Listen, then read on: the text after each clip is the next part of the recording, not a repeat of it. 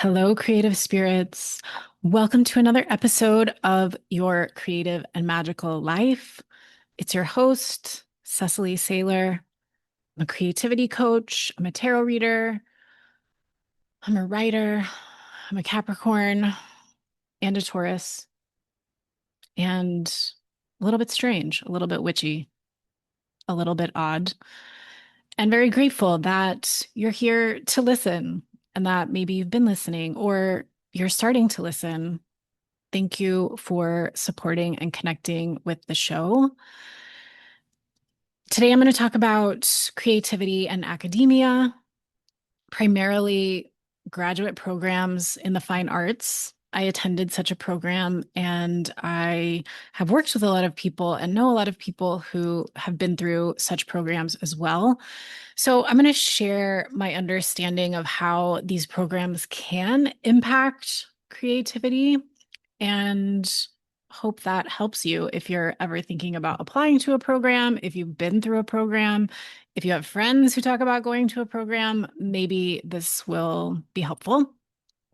But first, I'm going to tell you about what's going on in Typewriter Tarot Land in the month of June. This month is Typewriter Tarot's 8th birthday, which is amazing. She was born on June 17th, 2017, 8 years ago now, when I made my first post on Instagram as Typewriter Tarot.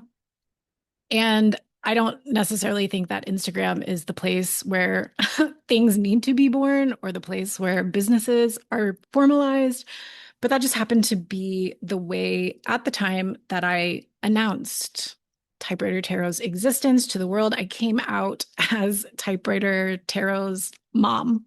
I said, here she is. And it's been a beautiful 8 years ever since. Creativity and magic as a centerpiece of my work and labor is truly rewarding. And so this month in celebration, I'm doing something called the Summer Synergy Spectacular. Kind of a cheesy name, but we love alliteration at Typewriter Tarot, as you can imagine. And what's happening this month is that I'm in celebration of how far we have come. I am sharing with this community some free events. I'm sharing some prizes and bonuses if I meet, well, sometimes there's just prizes and bonuses if you like become a member or a paid Substack subscriber. And then if I meet my goals, there's going to be more bonuses for everyone who wants to enjoy them. So the goal is to get 17 new Creative Magic Collective members. That's the learning community where we are exploring creativity, tarot, astrology, and the intersections of all these things as we navigate the hopefully last gasps of capitalism and colonialism. Fingers crossed. Let's make this happen. Um, that's our learning community. That's where we have workshops, journaling sessions, create sessions. You can get insight into your tarot spreads regularly, things like that. 17 new members of the collective. I would love to welcome you into our community. And the other goal is 17 new paid Substack subscribers. Substack is where I write about the magic and tarot associated with the zodiac seasons. I write about magic that I work in my life. I write about other astrological transits and how we can see them in our lived experience. And I share creative prompts through my Substack as well. So the goal is to get 17. If I get 17 of some combination of those, then I'm going to host a free big event to anyone who invested just a single dollar or more in Typewriter Tarot in June. If I make 17 of combined, then I'm going to host a Lion's Gate ritual on August 8th. 8/8 is the Lion's Gate portal, they say, a very rich, powerful, potent moment for setting intentions, making a transition, evolving, shedding something, stepping higher, manifesting something. So I'm going to host an event to help us harness that collectively and individually. If I get 17 of either one in any combination, Substack collective member, if I get 17 of just one of them, plus maybe some of the others, then I'm going to do all the first thing I said, and I'm going to host a free class for everyone about how typewriter tarot has survived this long and some of my best advice and guidance if you are newly bringing a creative project into the marketplace or wanting to do that soon or someday. And then if I get 17 of both, I have no idea what I'm going to do because it just seems like, could that happen? I want to believe yes. Jupiter is moving into Cancer, which is very fortuitous, very good for abundance, expansion, faith, connection with community. So I announced this today and I'm announcing it here with you. I'm also giving 10% of every dollar that comes into Typewriter Tarot this month to an organization called Queer the Land, which supports affording an accessible and community housing for primarily Black, Brown, and Indigenous folks who are queer in the Seattle area. They also do a lot of gardening workshops and community building, and I'm really excited to support them, not just myself, but through the way the community supports me. So if you go to Typewriter Tarot, actually just look in the show notes and there's going to be a link to the summer synergy page and you can get more details, explore a little bit, and maybe join us for 2 free events. That's another thing I'm hosting: the Creative Wellness Workshop this Thursday, June 12th, and our Creative Coven for Summer Solstice on June 19th. Those are a great way to see what it feels to be like, or what it feels like to be in learning spaces with me, to be learning with this community. So you can come check it out. I'll be talking about this for the rest of the month, hopefully not so extensively, because I'm sure you're ready to move on. Before I get to 5 things about creativity and academia, I just want to check back in with the last episode, which was creativity and capitalism. And of course, these 5 things episodes are very boiled down, talking about big topics in a somewhat reductive way.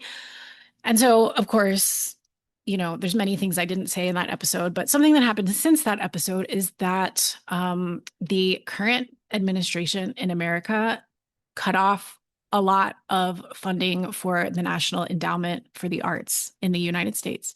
And the NEA funds dozens, hundreds of arts organizations across the country.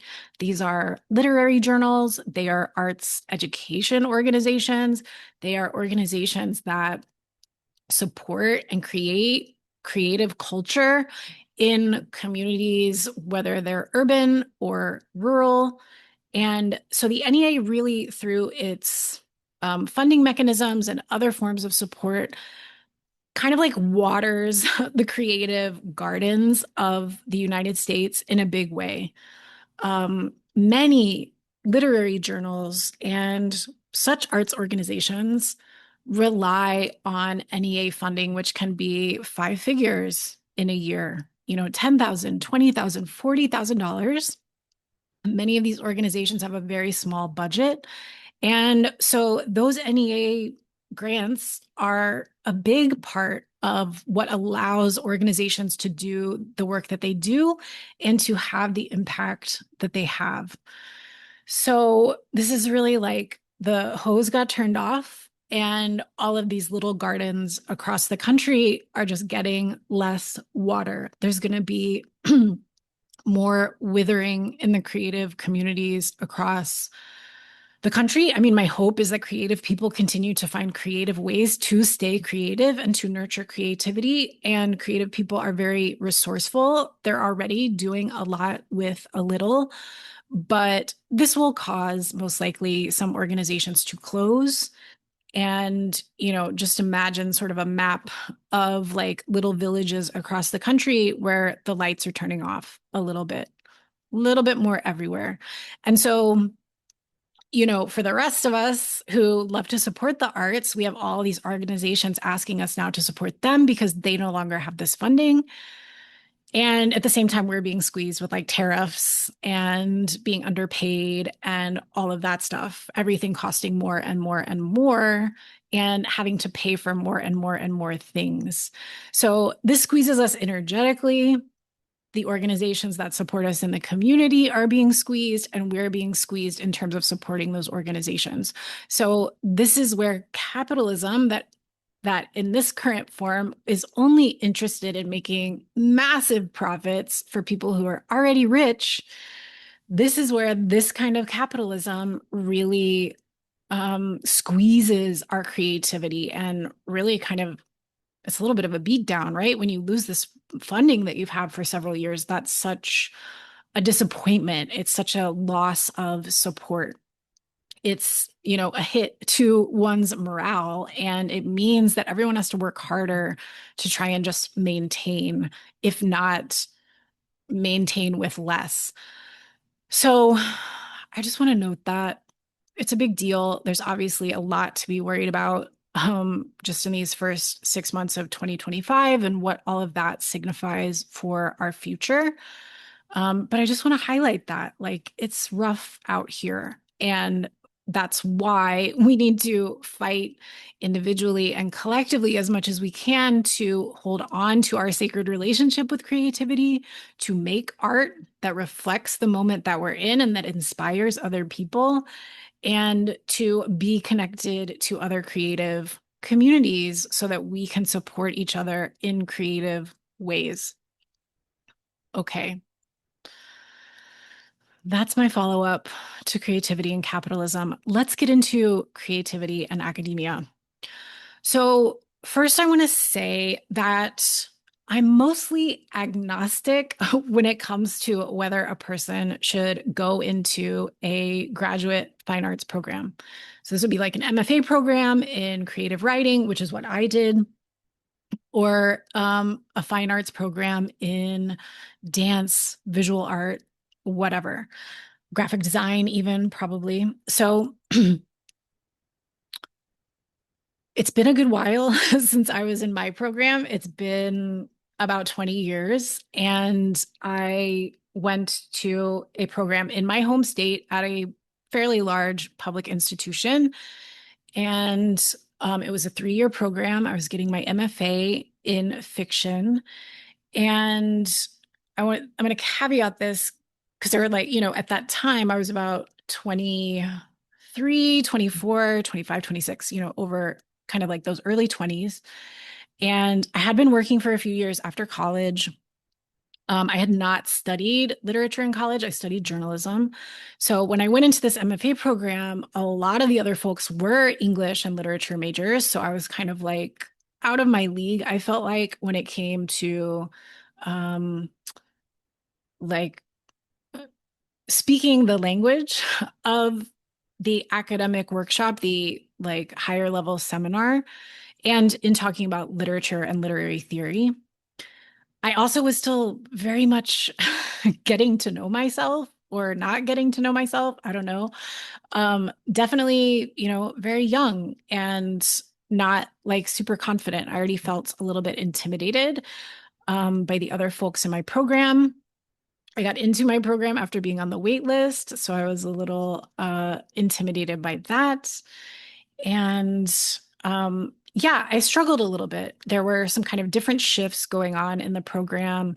Our fiction department, like their best professors were gone half the year. There were some folks in the fiction department who had been in the fiction department for a long, long, long time. And they weren't the best teachers. They came to class confused. Sometimes they came to class drunk, we think. So there's some political stuff going on in whatever department or university you go to that is going to affect the shape of a program. Um, that's not necessarily happening at every program, but I'm just saying these things happen. This is what was going on for me. Um, I did get a lot better as a writer. I learned a lot. I did learn how to talk about literature. I did learn a lot about how stories work. I started teaching both undergraduates. I was teaching rhetoric and composition, and sometimes some like upper level literature courses. And I also started teaching with a community program that brought creative writers into public schools to teach creative writing to kids in third grade all the way up to 12th grade. So that teaching experience in the public schools was maybe the most transformative part of the program because it changed the way that I thought about teaching writing and the way that children are taught to write in schools and the impact that that has on their creativity, which is like a whole nother episode I could do. Um, but it would really shape my perspective around writing, around arts for the community, and my role in all of that. And probably the other most transformative aspect of the program was that I met some of the greatest friends of my life. Like it was an amazing experience to just be day to day in a group of writers, where I was working before at a television station, cool people, very eclectic group of people, but not everyone was sort of interested in like deeper examination of certain things or like getting into the nature of like human um dynamics, which is something that fiction does. So it was really wonderful to just be with creative people who are pursuing the same thing and building those relationships that would last for me for a very long time. So that's just so you know where I'm coming from. You can kind of see the filter maybe I'm speaking through, or, you just have a sense of like, yeah, what's coloring a little bit of my thoughts. So that said, I also think that for people wanting to go into a program, it's just a very individual decision. Like it depends on what you're looking for, what you're trying to get out of the experience, and how you're coming into the program in terms of like resources, how you're resourced from the program, and also your own relationship with yourself as a creative person, like knowing what your objectives are, knowing what you want to learn, knowing how to build relationships with mentors, which I did not really know how to do. So those are the kinds of things that all factor into, I think, a smart decision around going to such a program. But I also, I'm also a big believer that you don't need an MFA to legitimize you or to legitimize your art or to become good at an art form. They're not necessary and they can be great for the right people, but they can also for the wrong, for not, there's not wrong people, but they can also for some people um, be a drain in a certain case, like a drain of time, a drain of money, or a drain of your kind of creative sensibility. And I'll talk about that now. Okay. So, number one about creativity and academia is that in these programs, the craft of the art form is the primary focus. So, in a writing program, this is like looking at the stories or the poems that people write and discussing what's there, talking about the technique, looking at works of literature, talking about how those are created and the effect they have and the different like mechanisms or techniques within the art form, like how a writer would adjust plot or do a certain thing with structure, or how character and structure might be related, or what the setting does in a story. So almost all of the study, the focus is going to be on like that execution level stuff. What choices did the artist make and what are the effect of those choices? What traditions are we working in? What traditions are we experimenting with and breaking? That's what you're talking about.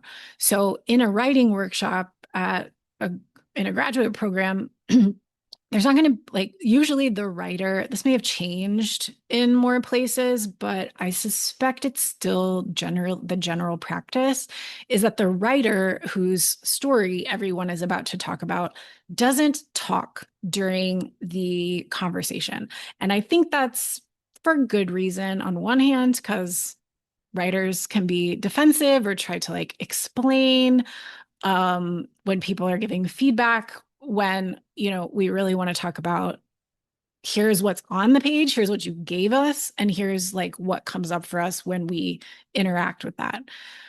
But when the writer is kind of silenced, and usually there is like time for the writer to speak at the end, um, but there's not much attention to like the writer's connection to the material, their reason for creating it, what they were aiming for, their intention, the impact they're focusing on, and also that writer as a whole, like that writer's interests, they're seeming like aesthetic, they're seeming, I mean, that will probably come up over time in a program. You'll have friends and colleagues who will like reflect this to you, but um, in moments like that, there's not that kind of consideration. Like, oh, this artist who seems to be exploring these kinds of themes has created this kind of art. And like, no, you really just stop at the page. And so everything as you continue going, you're trying to sort of always craft it as well as you can so that this group of people who's going to read your work will hopefully find that the craft like has integrity, that it's successful, that it's maybe even impressive. That'll be part of our point number two. But that's where we're focused. So you in this program, the student will start to focus on the craft almost exclusively. You're taught that that's what's important. So that's what you're going to focus on is trying to like get that right or do it exquisitely, do it well. And so there's so much else to creativity, what you feel, what you intuit, how you enter the creative process. Other things I've mentioned already that start to just get really like sidelined when for 3 years straight or 2 years straight or 5 years straight if you're in a PhD program, you're focusing only on the craft. Okay, I'll add one more little thing to that is that like while these programs will explore experimental text or experimental pieces of art, experimental artists and creators, they're largely going to lean on tradition, which comes out of like a white male dominated set of interests and taste making and a very Western colonizer version of like what art is, what it could be, or what a story is, what a poem is, etc. So that emphasis on craft and that like recurring emphasis on these traditions is also going to typically kind of nudge the student into a bit more conformity than they might otherwise have chosen on their own. Because the tradition, the craft is elevated and the like level of craft, this like they say it's an objective kind of like evaluation, but it is subjective and it always has been. So that can kind of like move us into a narrower frame of mind when it comes to what we can create and how we can create it. So if you're in a program, I think you just want to like be aware of that and sort of question the norms and question where kind of faculty and the group seems to like all cohere because there's a little bit of like self-fulfilling prophecy and all of that. And so, and to also just not let yourself be overpowered by what other people tell you is good, um, or what is like the right kind of art, to not like believe that all the time or even any of the time. Then there's questions of like, well, which feedback do you listen to? We'll just set that aside. But I see it's there. Okay. Number two, in these settings, you get into an implicit comparison and competition kind of dynamic. Some of this is institutional because, for one thing, to get in a program, you had to compete. Many people, hundreds of people apply to these programs every year. Applications, at least in the last like 10 years, have grown and grown and grown. I don't know if that's changing as academia becomes more expensive and more like just less hospitable as a learning environment. Um, but yeah, if you're applying to a program, you're trying to rise to the top, to be accepted, to be one of a very small group, usually like no more than 20 people who are accepted that year across the genres. So there's some competition there. Then you get into the program and you're looking around. This is like what I'm describing is mostly just normal human behavior, but it's probably heightened in these environments because of the way the cultures are maintained. So you come into class, you're kind of noticing how the professor, the teacher reacts to certain students and certain students' work. You notice what gets praised, you know what gets questioned, you noticed what gets criticized, some of which is like all helpful. You're going to get helpful feedback in these workshops somewhere. But people are paying attention to like the faculty member and who they favor and what they favor. And this will unconsciously impact how you create, and it will flavor the way that you create your stories. Because even while you're trying to create something authentic or meaningful for you, there's also this aspiration to impress or to not be like the one who no one understands, the one who's like, what's going on? Where everyone's like, what's going on here? I don't get it. So that's influential. And then within these programs, there's usually some kind of fellowship apparatus where A, you get into the program and find that like some people were given a lot of funding, other people were given some funding, some people may have been given no funding. It varies depending on the program. Some programs like fully fund everyone they let in. Some programs have a more tiered situation. So you kind of find out, oh, this person was like given this award, so they're obviously like really good. And then we're always like looking at what they make and comparing it to our stuff. And then also there are fellowships like during the program. So after a year of being a student, there might be like a fiction contest within the department that is funded. And so people submit their stories, a winner is chosen, they get like 10,000, 5,000, $20,000 in some cases. And so you kind of watch as one of your classmates is selected for this exalted recognition, and a couple have given like received honorable mention or a finalist or something. And then there's the rest of y'all.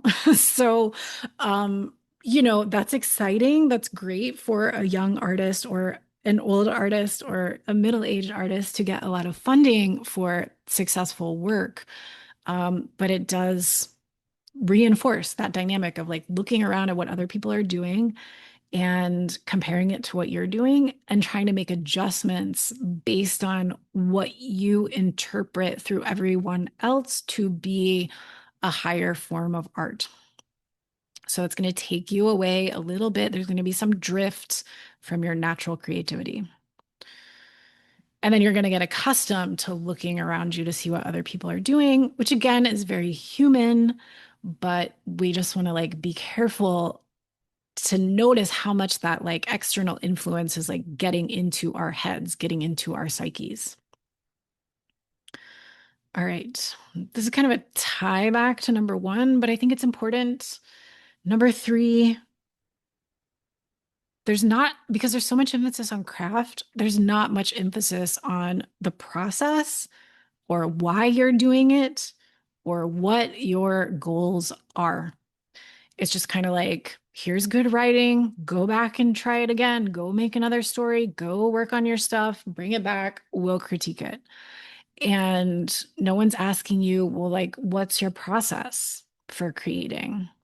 Is that working for you? Are you getting enough time to create? How do you get into the flow? How do you work when you're not in the flow? What's your process for revision? How do we make sense of all this feedback that we just got? Like, what's a good process for that? Or what's even a process for that?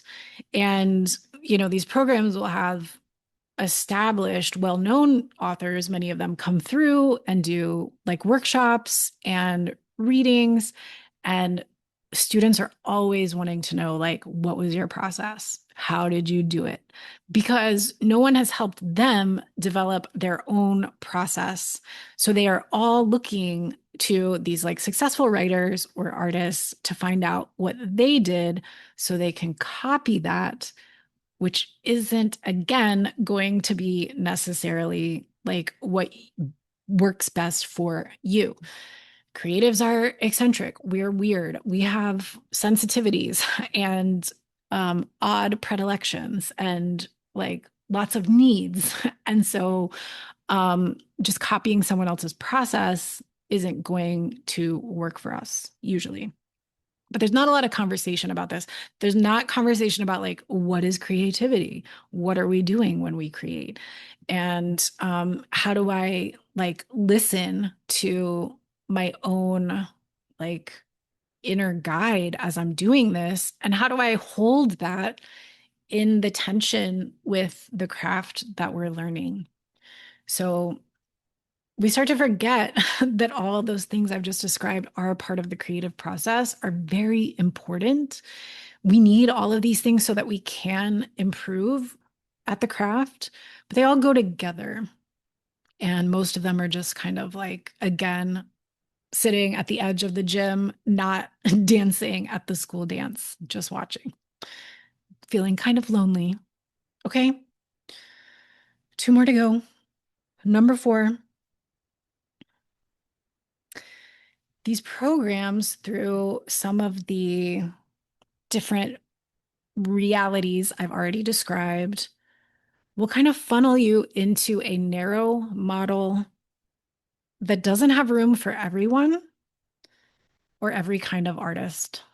So, again, many of these programs to this day, if you took them all combined and did a little census, most of the faculty, most of the leadership in these programs would be white men and then white women, and then people of different identities, Black, brown, if we're talking about America, immigrants, um, queer, you know, this is a long tradition of cis, hetero, white dudes shaping the nature of the art form. That's been reshaped, and there are like lots of different pockets and influences and breaking of barriers that come from artists who have different perspectives, who see value in different kinds of art, and who are making it bravely. So it has changed, but by and large, it's not the place where the revolution has already occurred. It's still very much part and parcel of the rest of academia and capitalism in general. You just have more folks who are focused on the arts. Um, Ironically, no one's also going to talk to you probably about how you can fit into the academic framework beyond your program. We'll get to that in number 5. But this perspective that has been narrowed and shaped by a largely dominant group over a period of time with their power and influence is not going to accommodate everyone. It's not going to teach you. It's not going to show you all the different models. It's not going to lift up different voices and different expressions. It's going to probably recoil at art that is highly confronting and yeah, so if you're an artist who's like kind of far out and pretty quirky and um enthusiastic about things you believe in, there's a chance that these programs will feel stifling. Not everyone who's experimental is cannot become a darling. Like it all depends. But that can be the case. There's just not room for every kind of identity. And sometimes like space is made, space is accommodated, but those spaces are not always like safe. They're not always supportive. They're not always nourishing. And of course, I went through my program as a young white person with privilege. And I'm trying to think like, I don't have a sense of like what I was served as an advantage because of that. Um, but I do know that some of my fellow students who did not share my identity, Black women, women of color, men of color, experienced racism and microaggressions in these workshops where people are sharing vulnerable things. And sometimes this would come from faculty, sometimes this would come from fellow students, and it would not be acknowledged by the faculty in the room. So again, I haven't been in these programs for a really long time. I can't speak to how much they've changed. And I'm not saying this is true of every single program, but I think all of these things are more common than you might think before starting a program. Um, Number five is that, you know, at the end of the day, for most people, it's about money. And that's true in these departments inside an academic institution. Um, you know, Money is guarded and tended and used to support students who come through these programs in a lot of ways. But in other ways, students are extracted from in order to save money or to address, to like keep the budget a little tighter. So, for example, in my program, you could teach undergraduates. You could teach two or three rhetoric and composition classes or a couple literature classes, and you would make what I think back then felt like a modest amount to me, but what feels now, looking back, like a meager amount. There are some programs where students are fully funded and they are encouraged not to teach so that they can focus on their creative work, which is beautiful. That is the minority, that is rare. Many programs will have some funding for students, but this won't cover all of your expenses. And then they'll offer you these teaching jobs, which are great if you haven't been a teacher before. You get to start training and feeling into that. That's what happened for me. That's where I started teaching. And I'm very grateful for that. Very, very grateful. But it also detracts from your time doing your own creative work and, grading freshman papers like twice a month is time consuming. It's draining. It's a lot. When you have two classes, it's even more when you have like 30 students in a class, just about. So there are other, those are some of the ways that like the institution kind of feeds off of you. They get a big, like, low cost labor source to teach their undergraduates in some of these programs. And again, that's not inherently flawed because it creates a system of mentorship in a way. You're learning from other teachers, you're getting the experience, all of that. Um, but at the same time, these programs will not really help you think about how you're going to sustain yourself as an artist, as a creative, or how like maintaining a sustainable kind of creative uh, path in your life, what that's going to look like. And of course, like those kinds of paths are created as we walk them. We're all finding our way. It's not like someone should hand us like a formula for being successful in a creative discipline, but there's not there's not enough reality checks about like what the options are, what the struggles are likely to be, and how people can navigate those struggles or creatively resource themselves if they want to make creativity a big part of their life. Um, Selling art is not easy. It makes some people a lot of money, and it makes many people not much money.